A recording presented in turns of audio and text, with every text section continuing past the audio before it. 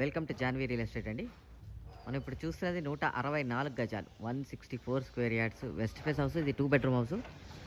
ఆ పక్కది 220 గజాలు, అది వచ్చేటప్పటికి మీకు 3 బెడ్రూమ్ హౌస్ వెస్ట్ ఫేస్, అది కూడా అవైలబిలిటీ ఉంది.